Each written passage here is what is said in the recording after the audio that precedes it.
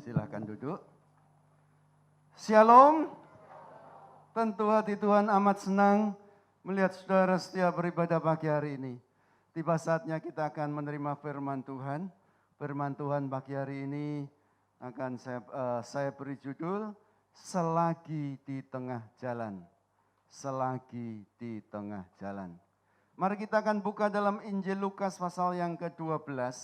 Ayat yang ke-54 sampai yang ke-59. Injil Lukas pasal yang ke-12, ayat yang ke-54 sampai yang ke-59. Lukas pasal 12 ayat yang ke-54 sampai yang ke-59. Kita akan baca secara bergantian. Saya akan mulai ayat yang ke-54, saudara 55, kemudian bergantian terus sampai ayat yang ke-59 kita akan baca bersama-sama. Lukas pasal 12 ayat yang ke-54 sampai 59. Menilai zaman. Yesus berkata pula kepada orang banyak, apabila kamu melihat awan naik di sebelah barat, segera kamu berkata akan datang hujan. Dan hal itu memang terjadi. Dan apabila kamu melihat angin selatan bertiup, kamu berkata, hari akan panas terik, dan hal itu memang terjadi. Hai orang-orang munafik, rupa bumi dan langit, kamu tahu menilainya.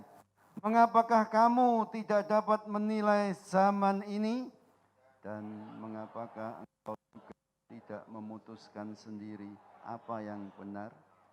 Sebab jikalau engkau dengan lawanmu pergi menghadap pemerintah, berusahalah berdamai dengan dia selama di tengah jalan, supaya jangan engkau diseretnya kepada hakim, dan hakim menyerahkan engkau kepada pembantunya, dan pembantu itu melemparkan engkau ke dalam penjara bersama-sama. Aku berkata kepadamu, engkau tidak akan keluar dari sana sebelum engkau membayar hutangmu sampai lunas. Amin. Saudara-saudara yang dikasihi Tuhan, ini sebuah perikop yang menceritakan bagaimana Tuhan Yesus, dia berkata kepada orang banyak, Yesus menegur kepada orang-orang pada saat itu.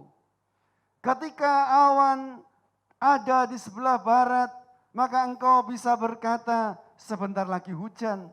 Dan hal itu terjadi. Dan ketika engkau melihat angin selatan bertiup, maka engkau berkata hari akan panas terik. Dan hal ini terjadi. Lalu Tuhan berkata dengan keras, hai orang-orang munafik, rupa-rupa bumi dan langit engkau dapat menilainya, tetapi zaman ini engkau tidak dapat menilainya. Saudara-saudara, dan yang kedua dia berkata apa? Ayat yang ke berapa tadi ya? Dan mengapakah engkau juga tidak memutuskan sendiri apa yang benar? Nah, ini dua hal yang sangat keras Tuhan berkata, hai orang munafik. Orang munafik itu artinya orang yang berpura-pura, bermuka dua. Itu munafik saudara. Bukan mukanya ada di depan, di belakang ada. Sini bisa ngomong, bukan ya saudara ya. Tapi saudara bermuka dua, pura-pura, rupa-rupa. Pura-pura. Artinya tahu tapi pura-pura enggak tahu, ya gitu ya. Bermuka dua, ngomongnya A, hatinya B. Ya. Itu munafik saudara. Engkau bisa menilai rupa-rupa bumi, tetapi zaman ini engkau tidak bisa menilainya. Saudara, apa maksudnya? Zaman ini maksudnya adalah sebuah waktu. Itulah sebuah kehidupan. Itulah sebuah kesempatan. Itulah selagi kita hidup di dunia ini. Saudara-saudara, Tuhan Yesus menegur pada orang-orang itu. Munafik. Engkau mengerti keadaan dunia ini. Engkau fokus kepada dunia ini. Engkau mengerti keadaan dunia ini. Tetapi hal zaman ini, kehidupanmu, kehidupan kita, engkau tidak sadar bahwa suatu saat kehidupan ini akan berakhir. Sepertinya meremehkan tentang perjalanan kehidupan ini. Saudara-saudara yang dikasihi Tuhan, mengapa engkau tidak dapat menilainya? Dan mengapa engkau tidak bisa memutuskan sendiri mana yang benar? Orang yang bisa memutuskan mana yang benar.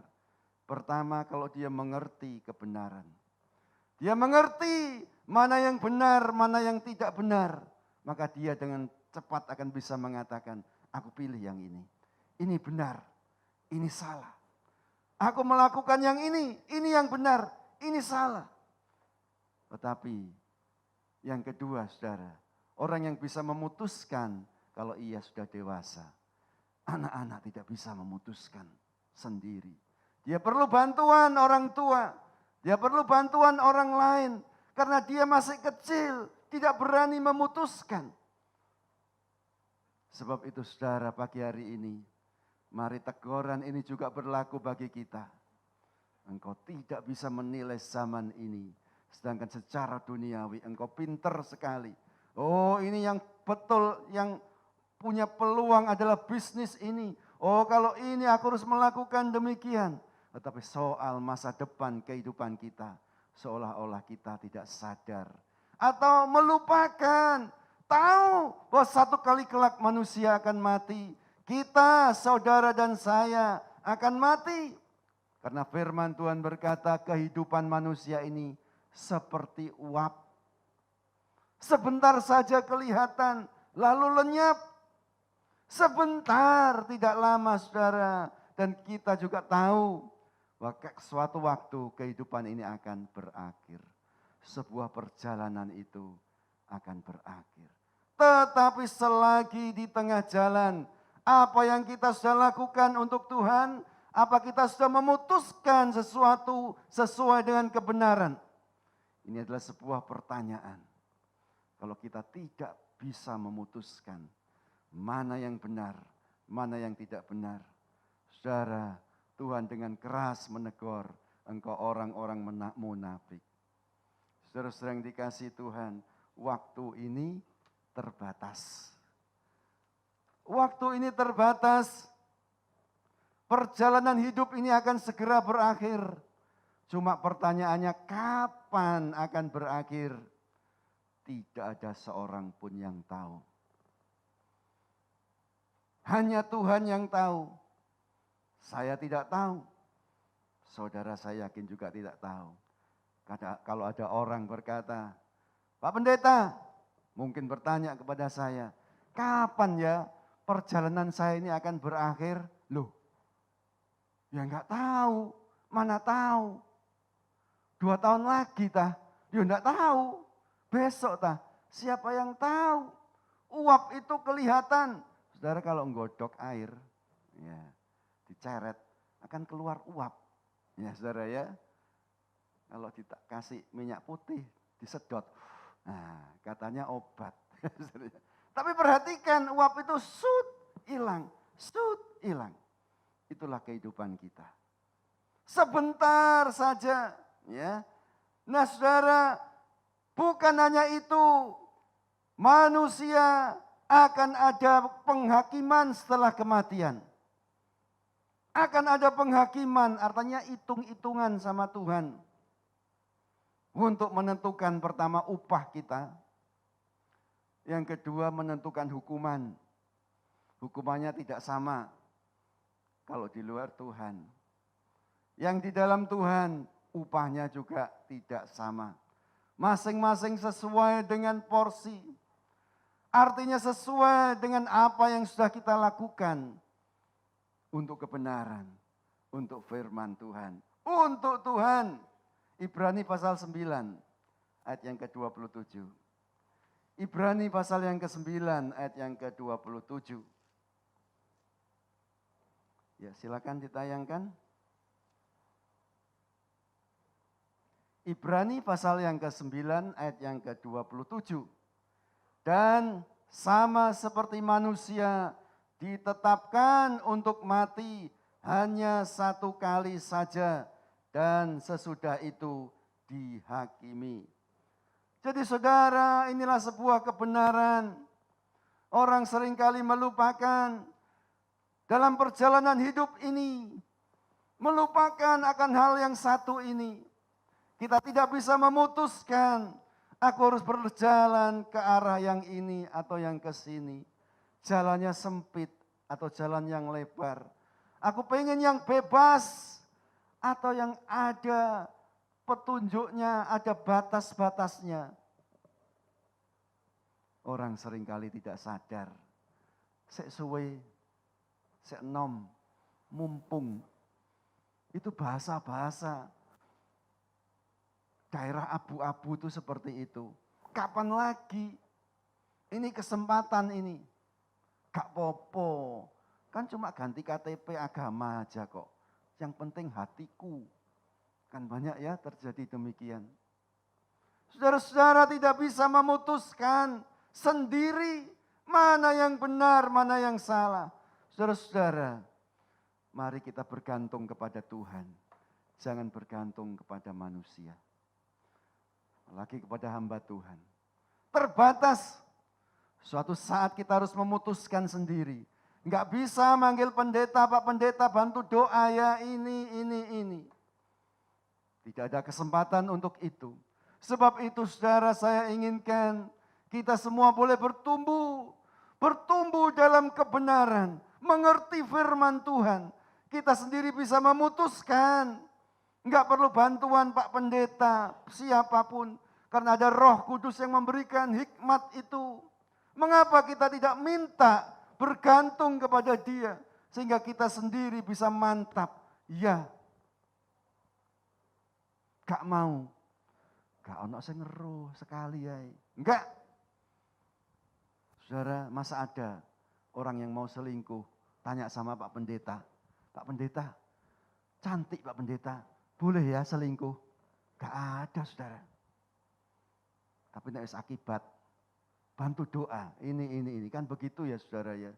Harus bisa memutuskan sendiri. Ini boleh, ini tidak boleh sesuai dengan kebenaran firman Tuhan. Sebab itu saudara, ini menjadi tanggung jawab kita semua. Jemaat harus bertumbuh dalam kebenaran. Sehingga mengerti bagaimana keadaan zaman ini. Kita tidak boleh bermain-main lagi. Sebab itu selagi di tengah jalan kata firman Tuhan, ketika engkau berjalan dengan lawanmu untuk menghadap pemerintah, berusahalah untuk berdamai dengan dia. Supaya dia tidak menyerahkan engkau kepada hakim, dan hakim itu akan menyerahkan engkau kepada pembantunya, dan pembantunya itu akan memasukkan engkau ke dalam penjara, bleng. Engkau tidak akan bisa keluar dari situ kalau engkau belum membayar lunas hutangmu. Saudara-saudara yang dikasihi Tuhan. Saya tadi katakan bahwa perjalanan ini akan ada akhirnya. Manusia ditetapkan satu kali akan mati dan kemudian akan dihakimi. Perjalanan itulah hidup kita. Hidup kita ini terbatas. Satu kali kelak akan berakhir. Nah, selagi ada kesempatan, selagi masih hidup di dunia ini, selagi Tuhan memberikan kemurahan kepada kita, mari pergunakan setiap kesempatan ini untuk dekat kepada Tuhan. Firman Tuhan dalam perikop ini, selagi engkau dalam perjalanan bersama lawanmu menghadap pemerintah, engkau adalah saudara dan saya. Kita ini sedang berjalan, saudara, sebagai seorang musafir. Satu kali kelak akan berjumpa dengan Tuhan. Satu kali kelak perjalanan itu akan berakhir. Nah, selagi di tengah jalan itu, mari kita cari Tuhan dengan sungguh-sungguh. Engkau ini kita, saudara. Lawan itu siapa? Siapa lawan kita, saudara? Oh, lawanku manusia ini. Bukan. Lawan kita adalah musuh yang tidak kelihatan. bukan darah dan daging. Perjuangan kita bukan melawan darah dan daging, tapi melawan pemerintahan-pemerintahan, penghulu-penghulu yang jahat di udara. Roh-roh jahat di udara, itu lawan kita yang setiap saat, saudara, menuduh hidup kita. Saudara, mari kita baca ya. Efesus pasal 6 ayat yang ke-12. Efesus pasal 6 ayat yang ke-12.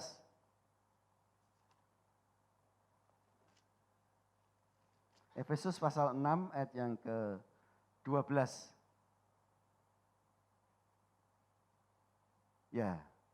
Karena perjuangan kita bukanlah melawan darah dan daging, tetapi melawan pemerintah-pemerintah, melawan penguasa-penguasa, melawan penghulu-penghulu dunia yang gelap ini, melawan roh-roh jahat di udara.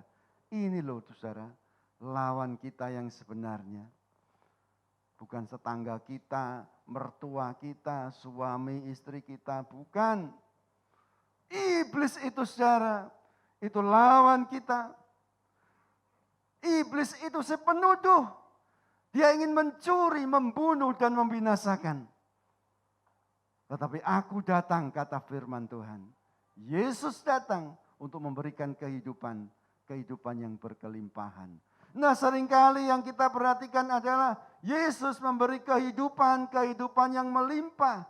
Kita kurang memperhatikan bahwa si pencuri itu, iblis itu, tugasnya adalah mencuri firman Tuhan, mencuri damai sejahtera, mencuri kebenaran, sehingga firman Tuhan, benih yang ditaburkan itu tidak bisa bertumbuh dengan baik. Kalau tidak ditotol sama burung, ya jatuh di hati-hati yang keras. Tidak bisa bertumbuh, atau bertumbuh tapi bantut karena ada kekhawatiran-kekhawatiran. Semak duri itu membantutkan sehingga tidak bisa berbuah dengan lebat. Dan kalau hati kita mau kita buka untuk Tuhan, itu yang benar. Hati ini terbuka. Lalu firman itu boleh bertumbuh. Terus bertumbuh. Membersihkan pertama-tama hati kita. Memotong ranting-ranting yang tidak berguna. Sehingga bertumbuh, bertumbuh dan menghasilkan buah kehidupan. Buah-buah roh yang menyenangkan hati Tuhan dan menyenangkan sesama kita. Itu yang Tuhan inginkan. Musuh ini saudara siang malam mendakwa. Mendakwa siapa? Mendakwa saudara dan saya. Semua anak-anak Tuhan di hadapan Allah. Lihat, dia sudah melakukan ini. Pantas dihukum loh Tuhan. Saudara ingat ketika kita ingat Ayub ceritanya, ya Tuhan berada di takhtanya. Selagi dia bersama-sama dengan para malaikatnya, iblis datang. Apa yang dikatakan Tuhan? Dari mana engkau? Iblis jawab apa? Aku beredar-edar mengelilingi dunia ini. Loh saudara, iblis itu roh. Dia bisa berjalan dengan cepat, tapi dia tidak maha hadir. Tuhan itu yang maha hadir.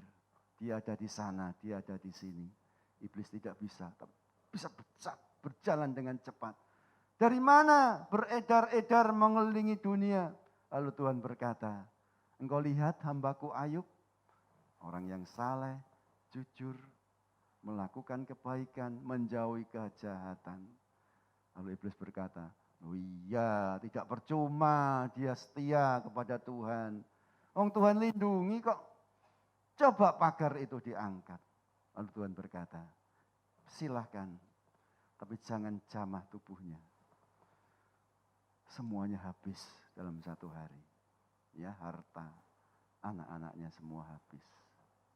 Lalu iblis datang lagi. Bagaimana? Apakah engkau melihat hambaku Ayub? Iya, coba aku jamah tubuhnya. Tuhan izinkan. Silakan. Lalu ada penyakit yang luar biasa di seluruh tubuh daripada Ayub. Nah saudara, inilah iblis lawan kita. Dia senantiasa menuduh. Coba kita baca dalam Wahyu pasal 12, ayat yang ke-9 sampai yang ke-10. Kitab Wahyu pasal yang ke-12, ayat yang ke-9 dan yang ke-10. Wahyu 12 ayat 9 dan yang ke-10. Dan naga besar itu, si ular tua, yang disebut iblis atau Satan, yang menyesatkan seluruh dunia, dilemparkan ke bawah. Ia dilemparkan ke bumi bersama-sama dengan malaikat-malaikatnya. 10. Dan aku mendengar suara yang nyaring di sorga berkata, sekarang telah tiba keselamatan dan kuasa dan pemerintahan Allah kita dan kekuasaan Dia yang diurapinya, karena telah dilemparkan ke bawah pendakwa saudara-saudara kita yang mendakwa mereka siang dan malam di hadapan Allah kita. Jadi saudara, iblis itu sampai hari ini dia menjadi penuduh, dia mencuri, membunuh dan membinasakan. Itulah sebabnya saudara, kita jangan bermain-main lagi dengan hidup ini. Kita harus setiap saat dekat kepada Tuhan. Buka hati kita. Kalau ada dosa dan kesalahan, akui segera di hadapan Tuhan. Karena Tuhan itu setia. Ketika kita datang kepadanya dan kita mengaku dosa kita, Dia itu setia. Dia akan mengampuni. Dia akan menyucikan hidup kita. Bersih. Tidak berbekas. Tidak diingat-ingat lagi. Menjadi baru di hadapan Tuhan. Ketika kita minta ampun kepada Tuhan, iblis yang menuduh itu tidak bisa berkata-kata. Ketika Tuhan berkata, aku sudah membayar lunas dengan darahku. Saudara-saudara, selagi ada kesempatan, mari kita pergunakan setiap hidup ini. Untuk senantiasa datang kepada Tuhan. Senantiasa kita menyerahkan hidup kita. Kita buka hati kita supaya suara Roh Kudus itu berbicara lewat hati nurani kita. Datang kepada Tuhan, selesaikan. Karena setiap dosa itu harus diselesaikan di hadapan Tuhan. Jangan pernah menutup-nutupi kesalahan. Seringkali orang menutup-nutupi kesalahan. Tidak mau terbuka di hadapan Tuhan dan mengakuinya di hadapan Tuhan. Bahaya saudara, selagi di tengah jalan, kita harus buka untuk kebenaran. Maka kebenaran itu akan memerdekakan kita. Coba ditayangkan gambarnya. Sudah disiapkan? Iya.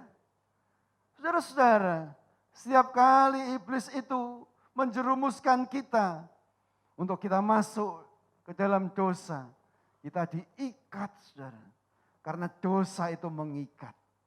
Tetapi ketika kita mau datang kepada Tuhan, dan Tuhan berkata, aku sudah mengampuni anakku, aku sudah membebaskan engkau, bersih, maka ikatan itu terlepas. Itulah sebabnya ada nyanyian kuno berkata, sekarang saya sudah bebas, ya kan gitu ya. Sekarang saya sudah bebas. Kalau enggak saudara, saudara mau ditarik sana, tarik sini, enggak bisa ucul saudara. Itulah kalau sudah terikat oleh dosa, sulit. Tetapi kalau kita mau datang kepada Tuhan, ikatan itu dibebaskan dengan kuasa darah Tuhan. Maka saudara bisa berkata, sekarang saya sudah bebas. Nah gitu ya. Sekarang saya sudah bebas. Saya bebas oleh darahnya domba Allah. Sekarang saya bebas. Wah ini bisa 7 kali saudara. Ya. Kalau 10 kali ya entek waktu ini ya. 1 lagu saja ya. Bebas. Ya sudah cukup. Ya. Dosa itu mengikat saudara. Kita perlu datang kepada Tuhan.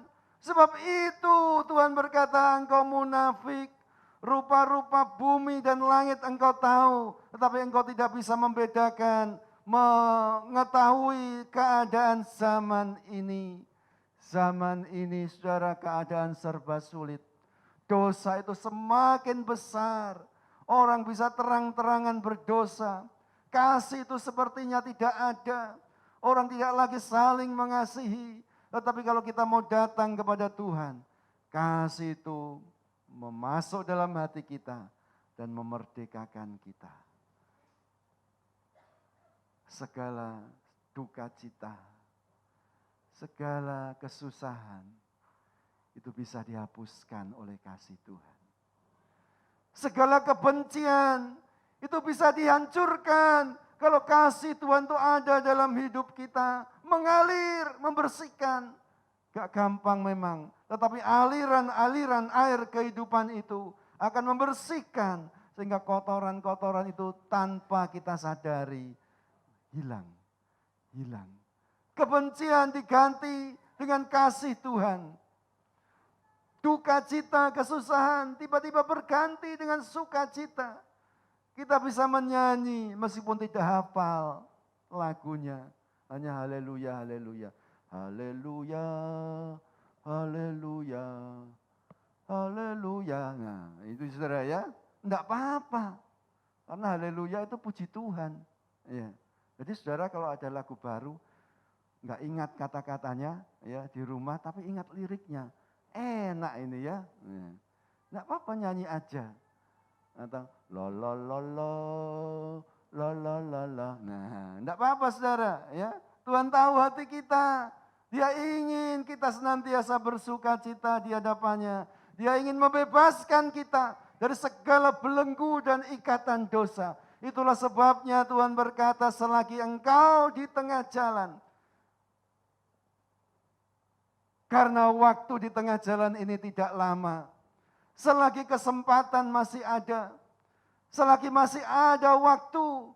Mari kita tetap datang kepada Tuhan. Membereskan setiap kehidupan kita. Jangan sampai terlambat. Saudara-saudara yang dikasihi Tuhan. Berusahalah berdamai dengan Tuhan. Berusaha hidup kudus. Buang segala dosa. Akui di hadapan Tuhan. Dan Tuhan akan membebaskan kita. Ya, Dia membebaskan kita. Kalau iblis datang. Aku sudah membayar lunas dengan darahku. Kalau tidak saudara, maka kita akan dimasukkan ke dalam penjara. Sampai kita membayar lunas semua hutang kita. Dosa itu hutang saudara. Dan kita tidak akan sanggup membayarnya. Yang sanggup membayarnya adalah Tuhan. Itulah sebabnya Dia datang. Dia menjadi manusia. Dia mencurahkan darahnya. Untuk membayar lunas setiap hutang kita. Ingat, Dia sudah membayar semuanya ini untuk kita. Jangan kita diperdaya lagi. Jangan kita ditipu lagi oleh sang pencuri. Pencuri keselamatan itu. Yang akan akhirnya membunuh dan membinasakan kita semuanya. Selagi di tengah jalan. Ingat saudara, perjalanan itu tidak lama. Perjalanan itu akan ada akhirnya. Tidak ada seorang pun yang tahu kapan perjalanan itu akan berakhir. Dosa jangan ditutup-tutupi, tetapi dosa harus dibuka di hadapan Tuhan. Karena dalam Yohanes 1 Yohanes pasal 1 ayat yang ke-9 ya. Coba kita baca aja ayat ini, tadi saya sudah singgung. 1 Yohanes pasal 1 ayat yang ke-9.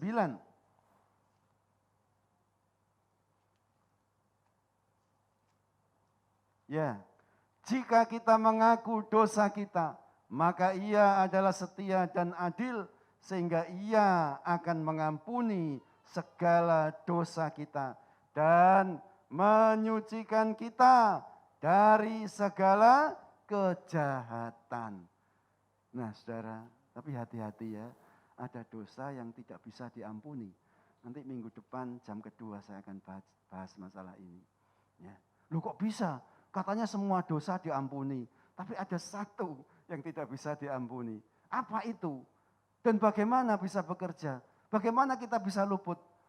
Nanti minggu depan saya akan khotbahkan ini. Ini penting saudara.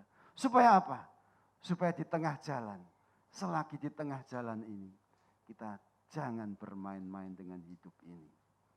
Supaya kita bebas, supaya kita merdeka, supaya kita boleh mendapatkan keselamatan yang kekal. Nah saudara, siapakah hakim itu? Hakim itu adalah Allah sendiri. Hakim itu adalah Tuhan sendiri. Di dunia ini tidak ada hakim yang adil selain Tuhan. Dialah yang menghakimi kita. Saudara, dalam Yakobus pasal 4 ayat yang ke-12. Yakobus pasal 4 ayat yang ke-12. Coba ditayangkan.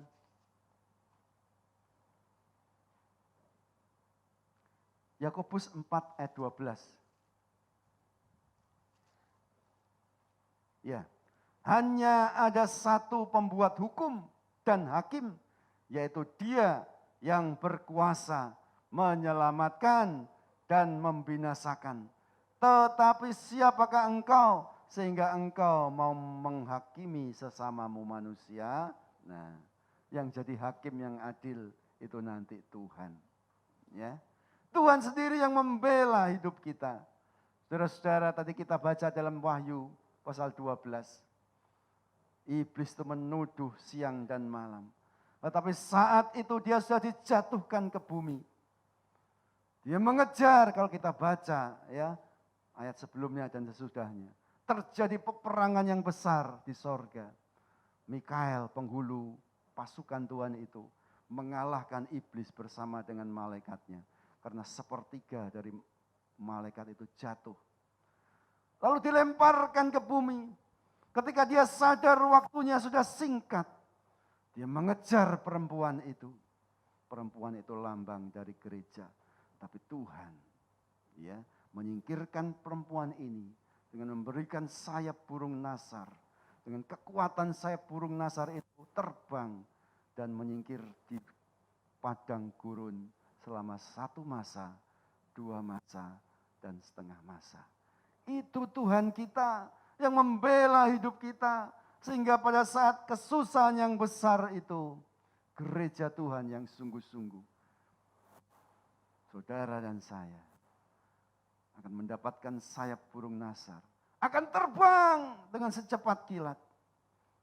Tidak bisa dikejar oleh naga atau si ular tua itu. Saudara-saudara yang dikasihi Tuhan, mari kita tetap setia. Selagi perjalanan hidup kita ini masih ada, jangan pernah kita mengabaikan bahwa hidup ini akan segera berakhir dan kita harus tetap berdamai dengan Tuhan. Dosa harus dibuka di hadapan Tuhan. Kita mau belajar untuk buka-bukaan sama Tuhan. Tuhan, aku sudah berdosa. Aku minta ampun Tuhan. Aku mohon kekuatan. Aku mohon Tuhan mengampuni. Maka Tuhan akan mengampuni. Saudara, jika terlambat, tidak ada lagi pengampunan. Karena hakim akan memasukkan kita ke dalam tempat yang paling gelap. Penjara. Itu bukan penjara di dunia ini. Itu penjara nanti ketika kita mati. Saudara-saudara, jangan sampai kita ketinggalan. Mari, selagi di tengah jalan, kita mau tetap setia kepada Tuhan. Karena Tuhan itu membela hidup kita. Penuduh boleh datang, tapi Tuhan menjadi pembela. Aku sudah membayar lunas dengan darahku. Pergi engkau. Itu Tuhan kita. Tuhan yang luar biasa. Amin. Saya undang semua bangkit berdiri. WL Singer musik. Kita angkat sebuah pujian. Tuhan Yesus setia. Dia sahabat kita.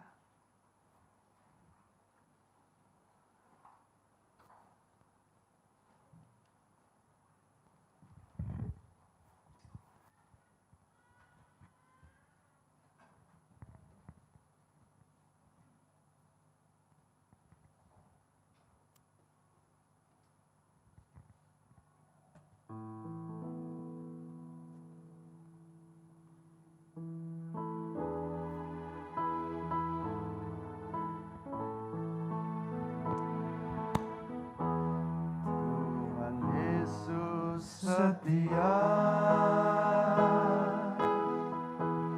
Dia sahabat kita dalam segala susahku, selalu menghiburku. Dia mengerti bahasa tetesan air mata, saat badai mengamuk dan gelombang menyerang, Tuhan Yesus setia. Tuhan Yesus setia. Tuhan Yesus setia. Dia sahabat kita dalam segala susahku, selalu menghibur. Dia mengerti bahasa tetesan air mata, waktu badai mengamuk dan gelombang menyerang, Tuhan Yesus setia. Tuhan Yesus setia. Tuhan Yesus setia. Dia sahabat kita dalam segala susahku, selalu menghiburku.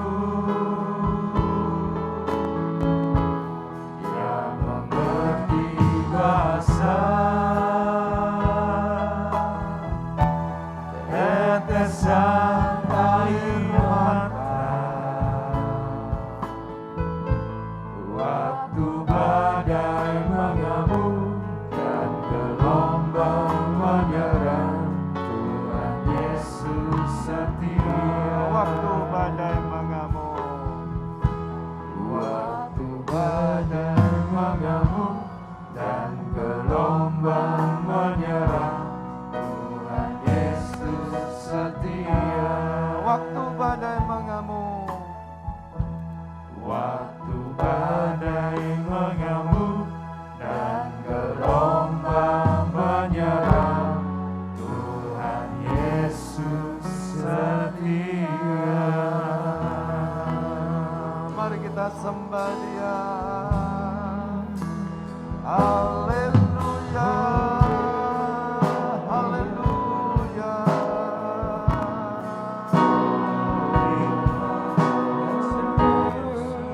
Haleluya,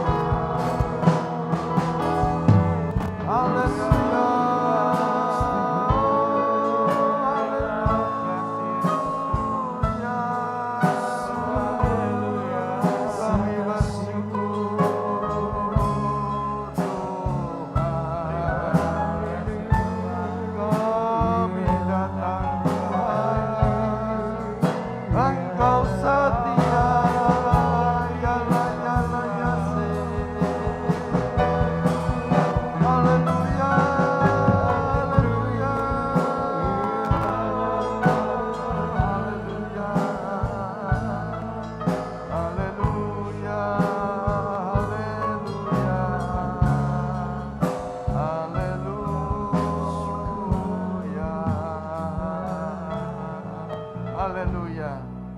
Haleluya, haleluya. Tuhan Yesus setia. Dia sahabat kita semuanya.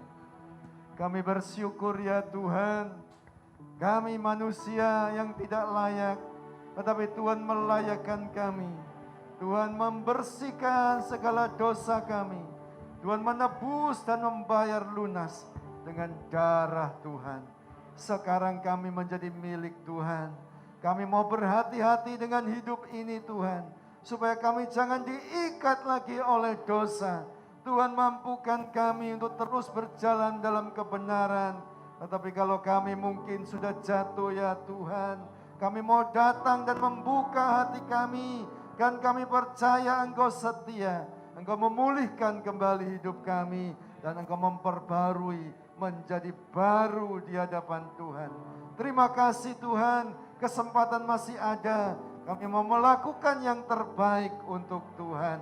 Kami mau bertumbuh dan terus bertumbuh. Kami mengenal kebenaran, dan kebenaran itu yang akan memberikan kekuatan dan membebaskan kami dari segala kuasa-kuasa kejahatan.